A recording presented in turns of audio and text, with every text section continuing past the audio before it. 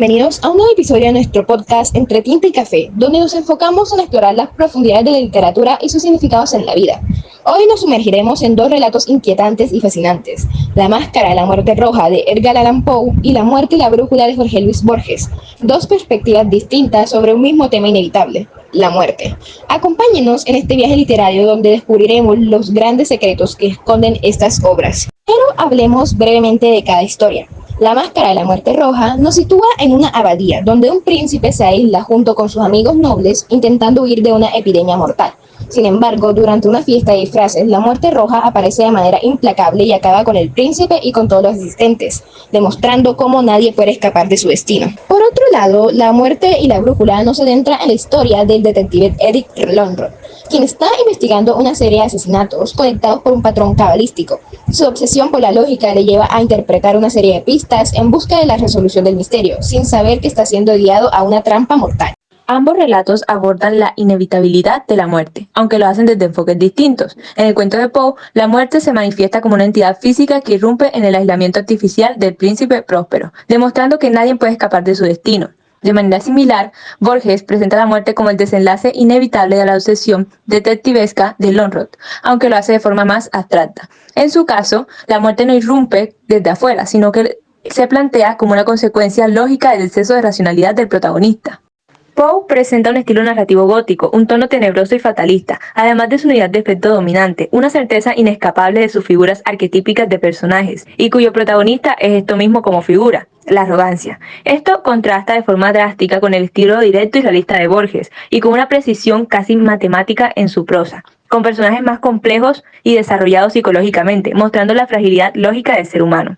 En La Máscara de la Muerte Roja, el conflicto gira en torno a la lucha inútil del príncipe próspero y sus cortesanos contra la Muerte Roja, una resistencia absurda que anticipa el final del cuento. El tiempo aquí está marcado por una cuenta regresiva constante que nunca se detiene, simbolizada por el reloj de Ebano.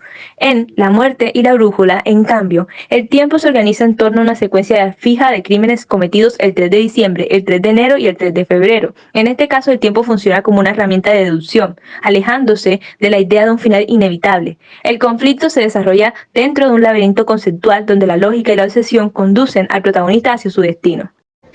Ahora yo les voy a hablar un poco sobre los elementos simbólicos que aparecen en los textos y cuál vendría a ser el significado de cada uno de ellos. Empezando con el relato de Poe, las habitaciones con sus peculiares colores simbolizan cada una de ellas una etapa de la vida, desde el nacimiento hasta la muerte, y la progresión entre ellas mismas es cada vez un paso más cerca del final. El reloj de ébano, cuyo sonido perturbador simboliza el paso del tiempo y la proximidad de la muerte, recordando ruidosamente cuál era la realidad de los presentes. Y la Máscara de la Muerte Roja, que despoja del poder cualquier intento de ignorar o embellecer a la muerte misma. Símbolos sensoriales que utiliza Poe en su relato y que Borges trata de forma intelectual y racional en el suyo. Por ejemplo, el laberinto representa la naturaleza enrevesada del destino. Los números 3 y 4, cuya obsesión y corrección simbolizan la ceguera del protagonista ante la trampa y a la realidad compleja a la que se enfrentaba y que se volvió símbolo después de su propia perdición. En última instancia, este análisis revela que el mensaje general que emerge de este diálogo intertextual es la limitación humana ante la muerte y el destino, porque se critica la banalidad y se critica el extremo afán de pensar para escudarse ante un suceso temporal inevitable. Ya sea a través de una irrupción grotesca o de la culminación en un laberinto, la muerte es una certeza que desmantela cualquier ilusión de control que tengamos.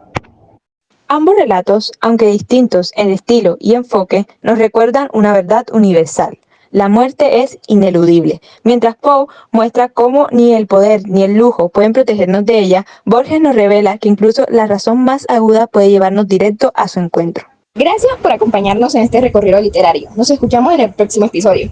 ¿Qué otras historias les gustaría que analicemos en próximos episodios?